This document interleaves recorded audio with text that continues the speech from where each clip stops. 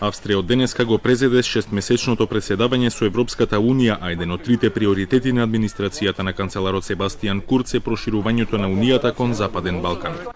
Македонија од Европскиот совет на самитот доби прецизна временска рамка за почеток на преговорите јуни 2019 година за полноправно членство во Европската Унија, а по средината на јули со посетата на еврокомесарот Јоханес Хани официјално ќе започне скринингот на македонските институции кој ќе се одвива во текот на австриското преседавање. Австрија и особено канцеларот Курц се познати поддржувачи на европската перспектива на Македонија. Европа која штити е мотото на третото австриско преседавање со Унијата, а покрај проширувањето, другите два приоритети на Виена се безбедноста и борбата против илегалната миграција и обезбедувањето просперитет и компетитивност преку дигитализација. People want this not because they became xenophobian and want to put up walls against the rest of the world.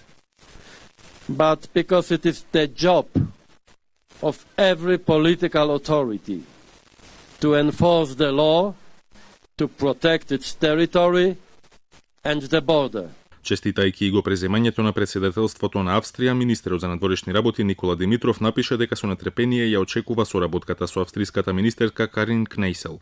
Продолжуваме напред и нагоре, порача Димитров и се заблагодари на шефицата на бугарската дипломатија за незините напори во истакнувањето на европската перспектива на Западен Балкан.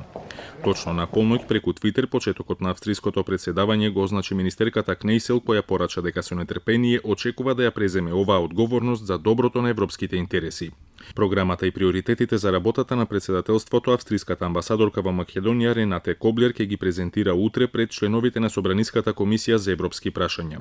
Иако проширувањето и е еден од приоритетите, сепак Виена се соочува со други предизвици. Тука пред се станува збор за буџетот на Европската Унија, за чие усогласување ќе бидат потребни тешки преговори поради празнината која ја остава излезот на Велика Британија, како и самиот Брекзит, каде преговорите напредуваат многу бавно. Дополнително во незиното председателство започнува и кампањата за европските избори закажани за следната година.